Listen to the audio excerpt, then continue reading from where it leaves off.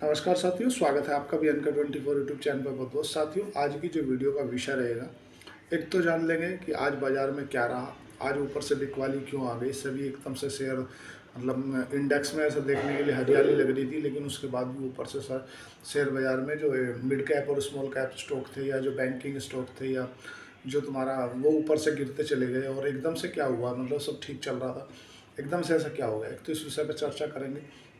दूसरा, भारत को एक चिंता वाली खबर आई है, जैसा कि आप सभी लोग जान रहे हैं कि वीडियो बहुत ज़्यादा मतलब सर्कुलेट हो रही है कि भाई पाकिस्तान की ना सऊदी अरब के साथ में टाई अप हो गया कि अब अगर पाकिस्तान पे हमला करता है भारत या कोई भी देश, तो उसे सऊदी अरब पे हमला मान लिया जाएगा। मतलब इन दोनों देशों की टीटी हो गई है। और क्या है टीटी में, उसमें क्या उससे भारत को डरने की आवश्यकता है, या ये केवल ऐसे ही हल्के में ले लें इसको, या भारत को अपनी विदेश नीति में कुछ परिवर्तन की आवश्यकता आन पड़ी है। विस्तार से चर्चा करेंगे। सबसे पहले बाजार की बात कर लेते हैं। देखो क्या है, अगर बात करें तुम्हारा सोना की, शुरू से सोने की बात करते हैं। जो गोल्ड का रेट है, गोल्ड का रेट 1,09,700 रुपये भी कारोबार कर रहा है। चांदी चांदी थोड़ा सा भी बढ़ी है, 1,27,190 पे चांदी बन रही है। बात करें अगर हांगकांग के बाजार की, तो हांगकांग के जो बाजार हैं वो 363 पॉइंट टूट गए हैं। और जो तुम्हारा आज की अगर बात करें तो पीएसयू बैंकिंग जो था वो लगभग वो 12-13 पॉइंट गिर के बंद हुआ। बात करेंगे कि क्यों हुआ। ऑल ओवर निफ्टी की बात करें तो निफ्टी 93 पॉइंट चढ़ गया। बैंक निफ्टी तुम्हारा 234 पॉइंट चढ़ के ब्रेकआउट के लगभग लगभग करीब ही खड़ा है। उसके ऊपर भी विस्तार से चर्चा करेंगे कि क्या हो रहा है। बात करें सेंसेक्स की, तो सेंसेक्स भी 320 पॉइंट चढ़ गया। निफ्टी आईटी भी लगभग लगभग 323 पॉइंट चढ़ करके बंद हुआ। और निफ्टी फार्मा में भी 333 पॉइंट की अच्छी खासी हरियाली देखने के लिए मिली। मतलब निफ्टी फार्मा और निफ्टी आईटी ऑल ओवर तीनों इंडेक्स हमारे सेंसेक्स, बैंक निफ्टी और निफ्टी, तीनों में हरियाली थी। वही जो गिरने वाले आंकड़े थे वो थोड़ा सा कंजप्शन से रिलेटेड। और हमारा जो आज गिरने में जिन्होंने सबसे ज़्यादा रोल प्ले किया वो रहा पीएसयू सेक्टर। पीएसयू मतलब पब्लिक सेक्टर यूनिट, जिसमें जो पीएसयू बैंक है तुम्हारा, ऐसे केनरा बैंक है या तुम्हारा पंजाब नेशनल बैंक है या कोल इंडिया है, जो पीएसयू सेक्टर है वो गिरने में आज ज़्यादा रहा। थोड़ा सा ऊपर से प्रॉफिट बुकिंग देखने के लिए मिली। क्यों मिली, उसके पीछे का कारण ये है कि देखो होता क्या है कि जब कोई स्टॉक ब्रेकआउट देता है, तो जब वो एक से जहाँ से वो गिरना चालू हुआ होता है तो वहाँ पे जा कर के प्रॉफिट बुकिंग आती है उसमें। और दूसरी बात एक और भी है कि क्या है कि आज के दौर में जो अभी कंडीशन में चल रहा है ना, जो रिटेल निवेशक है ना, वो जो फंसे हुए बैठे हैं ना, वो बेच बेच के हल्के हो रहे हैं, अपने आप को हल्का महसूस कर रहे हैं, क्योंकि बहुत दिन से 2-3 महीने से उनका रेट नहीं आए। अभी तो वो 2-4 हज़ार 5 हज़ार लॉस में भी बच का सोच रहे यार चलो जान बची। बास्केट ऑफ करेंसी में डॉलर की बात करें तो 97 पे डॉलर बना हुआ है। रुपया हमारा 88.14 पे कारोबार कर रहा है डॉलर के अगेंस्ट में। अगर बात करें विक्स की वोल्टिलिटी इंडेक्स, तो 9.90 पे विक्स बना हुआ है। क्रूड ऑयल $67 प्रति बैरल पे बना हुआ है। बात करें यूएसडी अमेरिका डॉलर जो बिटकॉइन है, वो 1,17,250 पे बिटकॉइन डॉलर पर काम कर रहा है। जापान के बाजार में 513 पॉइंट की तेजी है। यूरोप के जो बाजार हैं उनमें काफ़ी हरियाली देखने के लिए मिली। आज जो ये वॉल्टिलिटी रही, उसके पीछे जो कारण रहा वो ये रहा कि भाई अभी आज क्या सेंसेक्स की एक्सपायरी थी, तो सेंसेक्स की एक्सपायरी के चलते वॉल्टिलिटी देखने के लिए मिली। भारत के जो चीफ इकोनॉमिक एडवाइज़र हैं, उन्होंने बोला कि आने वाले 8 से 10 हफ्तों में भारत और अमेरिका की डील हो सकती है। तो ये भारत की स्टॉक मार्केट के लिए एक पॉजिटिव खबर है अगर देखा जाए तो। सेंटीमेंट भी सुधर रहा है और अमेरिका से भारत की नज़दीकें भी बढ़ रही हैं। अब बात कर लेते हैं पाकिस्तान और सऊदी अरब की, दोनों के जो समझौता हुआ है उससे क्या डरने वाली बात है, ऐसा कुछ नहीं है। एक की फटी पड़ी है और दूसरे की फट गई है। कैसे, देखो एक तो पहले से कटोरा लिए खड़ा है पाकिस्तान। और जो तुम्हारा सऊदी अरब हर साल पाकिस्तान को लगभग लगभग 2,49,000 करोड़, लगभग लगभग इस बार तो 5,63,000 करोड़ दिया है। आप इस चीज़ को बाकायदा देख भी सकते हो, गूगल भी कर सकते हो। हर साल, चाहे उसे ज़कात मान लो, चाहे उसे दान मान लो, चाहे आप उसे आर्थिक मदद मान लो, हर साल पाकिस्तान को देता है। अब देता है तो उन्होंने अभी भी, इससे टीटी होने से पहले भी पाकिस्तान के 1,500 से 2,000 सैनिक रहते हैं ऑलरेडी सऊदी अरब में। सऊदी अरब को चिंता किस बात की है, जबकि सऊदी अरब के अंदर 5,000 से ज़्यादा जो सैनिक है ना प्लस, वो अमेरिका के रहते हैं। भाई सऊदी अरब में तो अमेरिका का एयर बेस है, मतलब तुम्हारा प्रिंस सुल्तान एयरबेस जो है वो अमेरिका का है, जिसमें F-35 और F-15 जैसे जो फाइटर जेट हैं वो ऑलरेडी खड़े हैं। तो उसे ऐसी कौन सी जरूरत आन पड़ेगी उसे पाकिस्तान से मदद लेने की आवश्यकता पड़ी? देखो कुछ नहीं है। सऊदी अरब डर गया है। काय के लिए डर गया है? क्योंकि जो कतर में हुआ है, कतर में भी अमेरिका का एयरबेस था, कतर में भी अभी सब कुछ था। डोनाल्ड ट्रंप कतर में भी गए थे और कतर में उन्हें हवाई जहाज भी दिया था 20-25 हज़ार करोड़ का। उसके बाद में भी इसराइल ने ठोक दिया कतर के अंदर घुस के। और अभी तो इस बात का भारी कन्फ्यूजन चल रहा है। लोग बोल रहे हैं कि अमेरिका ने पहले बताया और कतर वाले बोल रहे हैं नहीं बाद में बताया। तो अब ये चीज़ कतर वालों को समझ में आ गई। तो कतर ने भी बुलाई थी पूरे 50 देशों की मीटिंग। उसमें भाई पूछ गया था तेरा भाई जोगिंदर वाले स्टाइल में। इनने बोल लिया हम भी ट्रीटी बना सकते हैं नाटो जैसी। तो किसी और ने तो पकड़ा नहीं, पर सऊदी अरब ने इसे पकड़ लिया। बोले यार बात तो सही कह रहा है, पर क्यों ना इसके उससे तो अपन पैसा भी देते हैं, ये तो पहले कर्जे में। इसके यहाँ तो जो मदरसे चलते हैं वही सऊदी अरब की जकात पे चलते हैं। सऊदी अरब जितनी मदद करता है उनसे तो अपने मदरसे चलाता है। बोले एक काम करो इसे ले लो अपने बच्चे में, क्योंकि इसे पैसा तो अपन देते ही हैं, ठीक है। और ये न्यूक्लियर पावर भी है। तो इसको इतना सम्मान दिया, इतना सम्मान दिया कि ये फूला नहीं समारा, ये गदगद। मतलब इधर बोले मैं अगर इसके ऊपर कोई सऊदी अरब के ऊपर हमला कर देगा तो पाकिस्तान के ऊपर हमला मान लिया जाएगा, पाकिस्तान लड़ने आएगा। इसमें जो गेम बजना वो पाकिस्तान का ही बजना है। क्यों? तो ईरान का और सऊदी अरब का पहले 36 का आंकड़ा है, सिया सुन्नी का झगड़ा चलता रहता है, ठीक है। और जो इजराइल है, इजराइल का उसका मतलब मरना, क्योंकि देखो किसके पास में, सऊदी अरब के पास में सैनिक नहीं है। सैनिक किसके हैं, मैन पावर किसकी है, पाकिस्तान की। और सऊदी अरब क्या करेगा, पैसा फेंकेगा। जैसे मजदूर पर आदमी नहीं ले जाते पैसे देके कि चलो भाई वहाँ मारो, झगड़ा होगा आदमी मरेंगे पाकिस्तान के, वो तो केवल पैसा फेंकेगा, कुछ नहीं होना। इसमें जो ज़्यादा पॉजिटिव है ना खबर वो है सऊदी अरब के लिए, पाकिस्तान के लिए कुछ भी नहीं है। अगर बात करें कि भारत और पाकिस्तान की, या पाकिस्तान और सऊदी अरब में दोनों में तुलना कर ली जाए कि यार अगर सऊदी अरब के सैनिक और भारत के सैनिक हो गए तो क्या होगा, कैसे हो सकता है, अब तो कुछ हो जाएगा, कुछ नहीं होने वाला साथियों। आप सबसे पहले तो सऊदी अरब के सैनिक समझो कितने हैं। सऊदी अरब के पास में जो टोटल सैनिक है ना वो 2,23,000 के आसपास में है, 2,25,000। कैसे, अगर उन्हें आप एक आंकड़े से समझोगे तो ज़्यादा समझ पाओगे। सऊदी अरब के पास में जो थल सेना है ना वो लगभग 75,000 सैनिक है उसके पास। सेकंड में आता है वो सऊदी अरब के पास में वायुसेना, लड़ने के कभी काम नहीं आती, केवल भोकाल के काम में आती है। फाइटर जेट घुमा देते हैं जब भी इनके यहाँ पे कोई अधिकारी पहुँचता है, चाहे कोई भी किसी भी देश का लीडर पहुँचे। 35,000 जो है वो है वायुसेना। बात करें अगर नौसेना की, तो नौसेना इनके पास में लगभग 15,000 के आसपास है, तो ना के बराबर है। तो और 1 लाख के आसपास इनके पास में रिजर्व सैनिक है, किसके, सऊदी अरब के पास। अगर बात करें पाकिस्तान की, पाकिस्तान की हालत भी कोई बहुत अच्छी नहीं है। पाकिस्तान के पास में 5,60,000 सैनिक है थल सेना में, और लगभग 70,000 सैनिक है वायुसेना में, और 25,000 सैनिक है नौसेना में। ये स्थिति पाकिस्तान की है। अगर देखें कि भारत इसके आगे कहाँ खड़ा है, तो भारत इससे 6 गुना बड़ी शक्ति है। भारत, ये दोनों भी मिल जाए तो भी भारत के कहीं नहीं लग रहे।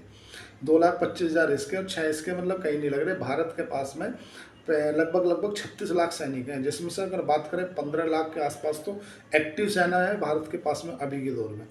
12 लाख जो है वो रिजर्व सैनिक है भारत के पास में। अगर बात करें रिजर्व सेना है 12 लाख, और अगर बात करें तुम्हारा जो 10 लाख है ना भारत के पास में, वो है तुम्हारा पैरामिलिट्री फोर्सेस। पैरामिलिट्री जैसे तुम्हारा सीआरपीएफ है, या तुमने देखा होगा सीआईएसएफ है, सेंट्रल इंडस्ट्री सिक्योरिटी फोर्सेस है, या हमारा जो बीएसएफ है बॉर्डर सिक्योरिटी फोर्सेस है, या तुम्हारा जो एसएसबी है सशस्त्र सीमा बल है जो कि नेपाल की तरफ लगता है, या आईटीबीपी है इंडियन तिब्बत जो फोर्स है वो है, तुम्हारा सेंट्रल रिजर्व फोर्स है। ये कुल मिलाकर जो है ना हमारे पास में सभी को अगर जोड़ दिया जाए तो लगभग 33 लाख के आसपास में हमारे पास सेना है। और इनके पास कितनी मिल रही, 6, कहीं नहीं लग रहे, कुछ नहीं है। भारत चाइना के बाद दूसरी सबसे बड़ी सेना रखता है। अगर बात करें इन्हें डर किससे है, डर है इन्हें इसराइल से, क्योंकि इसराइल ने ना अभी ना वहाँ पे जो गाजा में ना जो थल नीचे से जो युद्ध है ना वो चालू कर दिया है, और लगभग 75% जो हिस्सा उस पर कब्जा कर लिया है। और ये मान के चलो कि आज के दौर में लगभग 3 लाख लोग जो है वो गाजा छोड़ कर जा चुके हैं, मतलब भाग रहे हैं, गाजा छोड़ भाग रहे हैं, गाजा छोड़ भाग रहे हैं। परिस्थिति ये है, उन्हें घबराहट किस बात की है, पाकिस्तान को तो कुल मिलाकर खरीद लिया है। बात समझो, भारत अगर इन दोनों को भी कंपेयर करो ना, आप पाकिस्तान को इन्हें खड़ा कर दो तो कहीं ना कहीं उनके बाद भी भारत कि ये पासन में भी नहीं लग रहे। भारत की जो सेना है, भारत के सशस्त्र हैं, पासन में भी नहीं लग रहे। लेकिन एक बात जरूर है कि ये भारत को अपनी जो डिप्लोमेटिक चीज़ें हैं ना, भारत को उसमें सुधार करने की आवश्यकता है। भारत को अपनी विदेश नीति में सुधार करने की आवश्यकता है। भारत जो बोलता है कि हम तो वासुदेव कुटुंबकम की बात करते हैं, कहीं नहीं वासुदेव कुटुंबकम। क्योंकि देखो, जो सबका दोस्त होता है वो किसी का दोस्त नहीं होता, ये आप जान लो। आप जो 1971 का युद्ध जो बांग्लादेश से जीता ना, उसके पीछे की जो बड़ी वजह है ना, वो आपको जानकर आश्चर्य हो जाएगा। कारण क्या था जो 1971 का युद्ध जीत लिया? क्योंकि रसिया से आपकी ट्रीटी थी उस समय पे, और आपके ऊपर हमला, मतलब रसिया ने आपको साथ दिया। आज बताओ, आप चीन के साथ चले गए, और रसिया ने चीन को भी और आपको भी, दोनों को साथ लिया। और रसिया क्या है, चीन को ज़्यादा भाव दे रहा है। हालांकि भारत को भी थोड़ा सा सपोर्ट कर रहा है वो, लेकिन अगर इन केस कभी चीन के साथ भारत के मतभेद बढ़े ना, तो ये ध्यान रखना कि वो वही पैंतरा फेंकेगा जो पैंतरा आज मोदी जी फेंक रहे हैं। आज रूस और यूक्रेन वाले युद्ध पे मोदी जी क्या बोलते हैं? मैं तो शांति की तरफ हूँ, मैं तो बिल्कुल किसी का साथ कोई झगड़ा नहीं है, हम तो दोनों देशों की बात करते हैं। तो रूस भी वही नीति अपनाएगा कि देखो, मैं तो रूस का भी, चीन का भी उतना ही समर्थन हूँ। चीन को भी बोलता हूँ कि झगड़ा ना करो, शांति कर लो। भारत को भी बोलता हूँ झगड़ा ना करो, शांति कर लो।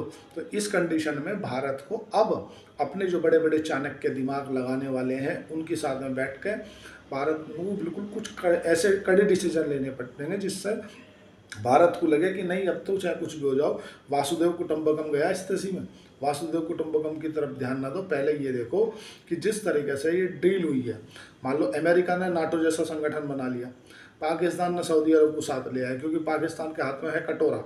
वो उसके पास में मैन फोर्स तो बहुत है, पैसा नहीं है, पैसा देने के लिए उसके साथ में सऊदी अरब आ गया। तो भारत को भी कुछ ऐसी ही ट्रीटी कर लेनी चाहिए। चाहे ट्रीटी नहीं करते तो अपने जो विदेश नीति हैं उनमें बिल्कुल स्पष्टता रहनी चाहिए कि भाई, अगर इन केस अगर कोई ऐसी कंडीशन बनती है ना, तो आपको समर्थन करना पड़ेगा। जैसे हुआ क्या, अभी अमेरिका ने एक ऐसे ही, जैसा अभी देखा ना, हमने पाकिस्तान को बोल दिया था कि तो बोल दे अभी नोबेल पुरस्कार मिलने वाला। पाकिस्तान की कोई वैल्यू नहीं है, पाकिस्तान की नीलबटा सन्नाटा, कोई वैल्यू नहीं है ना। पाकिस्तान के समझौते से कोई फ़र्क पड़ने वाला है भारत को, क्योंकि वो डर और साए के समझौते में रहता है पाकिस्तान। पाकिस्तान को तो उसे जब भी, वैसे भी तो उसकी 1500 से 2000 सेना वहाँ रही है ना सऊदी अरब में। उसके बाद भी वो तो ये है कि सब जब हर साल 2.5 लाख करोड़ रुपये, 3 लाख करोड़ रुपये, इस बार तो 5.5 लाख करोड़ रुपये दे ही रहा है तुम्हारा। वो तो उसके बाद में भी केवल यार दे तो रहे हैं। एक काम करो, राइटिंग में ले लो, लिख के ले लो कि कभी अगर सऊदी अरब पे हमला हुआ तो भाई तुम्हें आना पड़ेगा। आना पड़ेगा मतलब तुम्हें ज़बरदस्ती में बनना पड़ेगा प्रधान। इसीलिए भारत को भी अब कुछ अपनी विदेश नीति में संशोधन करने की आवश्यकता पड़ेगी, और करना चाहिए।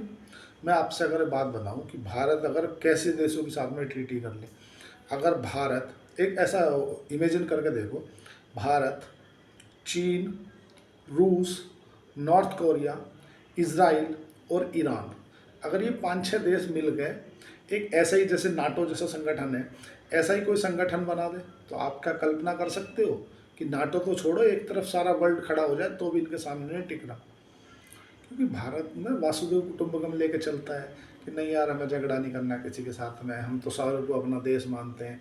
लेकिन वो क्या करते हैं, उन्हें जहाँ मौका मिलता है वहीं काटते हैं, जहाँ मौका मिलता है वहीं भारत की विदेश नीति। अब बताओ ना, भारत क्या कह रहा है, भारत का इस पर प्रतिक्रिया क्या है सऊदी अरब वाले बयान पर? कह रहे हम इसके ऊपर अध्ययन कर रहे हैं। अध्ययन करके कौन सा तुम्हें IAS का एग्ज़ाम पास करना है? अध्ययन कर रहे हैं भाई। एक तरह से ये भारत की डिप्लोमेटिक हार है, भारत की विदेश नीति फेल हुई है इसमें, भारत की विदेश नीति फेल हुई है, डिप्लोमेटिक हार है। क्योंकि जैसा चल रहा था, एक चीज़ अगर राइटिंग में आ जाती है, लिखत में आ जाती है, भारत ने रूस के साथ में राइटिंग में टीटी कर रखी थी। अगर 1971 के युद्ध में रूस हमारे साथ आया रहा था, उसके पीछे जो कारण था वो था 1971 से पहले जो इंदिरा गांधी जी टीटी करी आई थी, जो राइटिंग में हो गया था। अगर बात करें पाकिस्तान की, तो पाकिस्तान की दिक्कत नहीं है, क्योंकि पाकिस्तान है बिकाऊ। अभी वो जब ईरान वाले मामला हुआ था तो उसने बोल दिया था है मैं तो जो ईरान की तरफ हूँ। उधर उनने 1 रोटी 2 रोटी फेंकी अमेरिका ने, तो उधर चला गया 2 मिलाता हुआ। तो अगर कोई बिकाऊ है तो वो खरीदा जा सकता है, बशर्ते उसका भाव लगाने वाला होना चाहिए। हमारी डिप्लोमेटिक हार हुई है, भारत को थोड़ा सा चिंता की बात है, क्योंकि अगर कभी भारत को ऑपरेशन सिंदूर या ऑपरेशन बंदर या इस तरह का कोई ऑपरेशन अगर पाकिस्तान पे करना रहा, तो उस कंडीशन में पाकिस्तान के सपोर्ट में सऊदी अरब आ जाएगा। जैसा कि आप जानते हो कि सऊदी अरब में भारत के बहुत कामगार हैं जो वहाँ मजदूरी करते हैं। क्या पता क्या डिसीजन ले ले, बोल दे जितने कामगार हैं जाओ अपने घर, क्या पता क्या बोल दे वो। तो इसीलिए ये भारत की विदेश नीति की हार है। भारत को अपने वासुदेव कुटुंबकम को छोड़ के अब कोई नई नीति पर दिमाग लगाना पड़ेगा, चाणक्य नीति से चलाना पड़ेगा। ऐसा नहीं होगा कि यार हम ठीक है, हम पीस और शांति समझौते की तरफ हैं। अगली बार अगर तुम्हारा किसी के साथ युद्ध होगा तो अमेरिका भी बोल देगा हम तो शांति की तरफ है भाई, रूस भी बोल देगा हम शांति की तरफ हैं। ऐसा कौन है जो तुम्हारे साथ कट्टर में खड़ा है, बताओ ना। बहुत से लोग जो विपक्ष पार्टी के हैं वो बोलते हैं कि यार मोदी जी ने ये नहीं किया, ऑपरेशन सिंदूर में मोदी जी ने ये नहीं किया। भाई ये तो देख लो कि तुम्हारे देश के साथ में कौन खड़ा है, किस हद तक खड़ा है, पहले ये भी तो बहुत मायने रखता है। आज इजराइल को भारत क्यों समर्थन करता है? क्योंकि इजराइल ने हर युद्ध में हर भारत का विद टेक्नोलॉजी के साथ दिया है। और पाकिस्तान का कट्टर दुश्मन है इजराइल, पाकिस्तान के तो पासपोर्ट पर इजराइल नहीं मान्य होता। ये सब चीज़ें बहुत रोल रखती हैं। अगर बात करें, देखो क्या है, थोड़ा वीडियो लंबी हो जाती है। मैं वीडियो को रोज़ सोचता हूँ कि छोटी रखूँ, बट उसके बाद भी वीडियो लंबी हो जाती है। सबसे मेन जो चीज़ है ना, वो आप अगर स्टॉक मार्केट में काम कर रहे हो ना, तो मैं आपको ऐसा बोलूँगा कि आप बिना वित्तीय सलाहकार के ना जाएं। क्योंकि होता क्या है कि जो फाइनेंशियली डिसीजन जो भी आप ले, जैसे हमारे घरों में हमारे फैमिली एक डॉक्टर होता है, आपने देखा हो, कोई भी किसी भी तरह का हो, चाहे डॉक्टर होता है जो आपको एडवाइस करता है। एक फैमिली वकील भी होता है जो मतलब जिस तरह के भी कोई एफिडेविट या कोई किस तरह की कार्रवाई है वकील के पास जाते हैं, यार देखना यार ये ऐसा ऐसा मामला आ गया। कारण ये है कि ऐसा ही अपना हमेशा फैमिली का एक वित्तीय सलाहकार रखो, क्योंकि हर चीज़ में हर एक व्यक्ति को एक एक्सपर्टीज रहती है।